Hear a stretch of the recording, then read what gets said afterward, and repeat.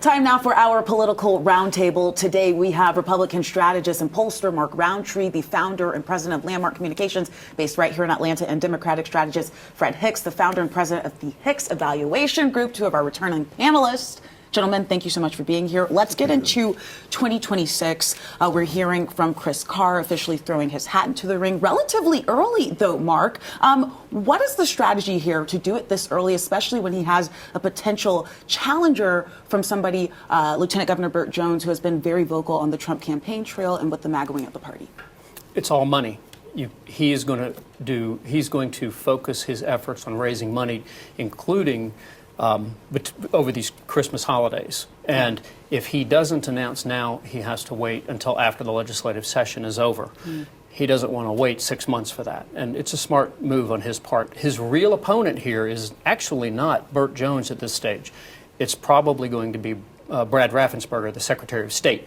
They're going to battle it out for a likely second place position and a runoff against Lieutenant Governor Burt Jones. With that primary, Fred, I just want to ask you this on the Democratic side. Could we expect to hear some contenders there? A big name that's been floated out is Lucy McBath. Yeah.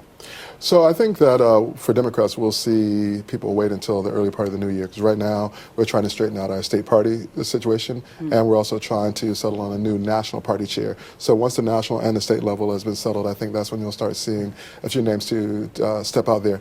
I think we need to look at Lucy McBath. I think we all should also be on the lookout for DeKalb CEO Michael Thurman, whose term will end here soon.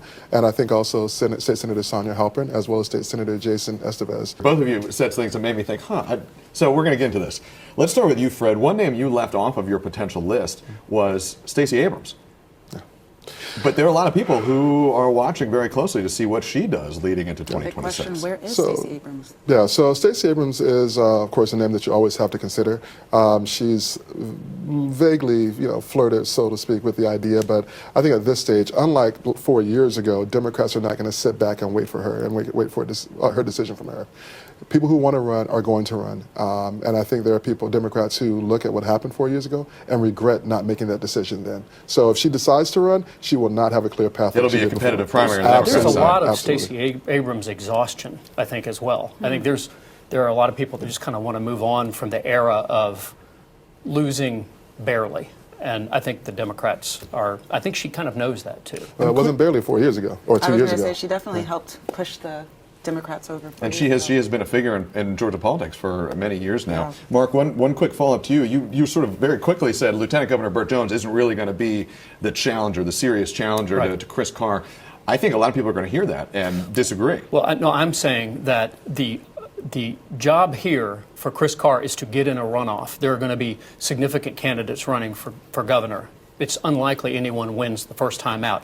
I'm saying Burt Jones probably comes in first place at this stage. We've polled it at Landmark Communications, and he leads the race.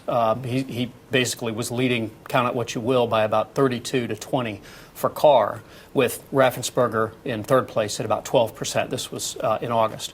And so I think the battle here right now is for second place. But you can't overlook that Congressman Buddy Carter from Savannah may also get in the race. He wants to run for something statewide, and he has a long history in this legislature. You probably get some of the fringe candidates that might run. Candace Taylor, the 1st Congressional District, has run before. And then a self-funding candidate may also get in this race as a potential serious candidate. Gentlemen, I want to ask you this. Looking into Washington, a lot of appointments coming out from President-elect Trump. Marjorie Taylor Greene is expected to be on a subcommittee working with the Department of Government Efficiency with the House, with Elon Musk and Vivek Ramaswamy. What do you see her role in this, Mark? I think the main thing she brings to the table 100% of the time is the ability to get attention for an effort. These reports aren't supposed to be done for, I think, 18 months, I think, is when it's supposed to be submitted. This is sort of a long-term effort on their part. This isn't something that they're going to come out with in 3 weeks saying shut down half the government. They're trying to do this as a legitimate effort to sort of codify a reduction in the size of government, but her main role is going to be a communicator. How could her involvement impact us here in Georgia?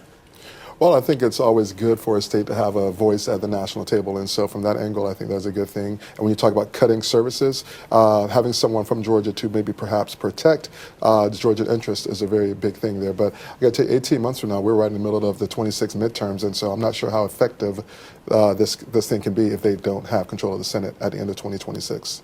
They will. We'll see. We have to come back and talk about it. We are going to see. We are going to see. We unfortunately are not going to see right now because we're out of time. But we are grateful for you all very much as always. We're going to have to do an extended version of the panel one of these days. You guys stay with us. Our Voice of the Voter is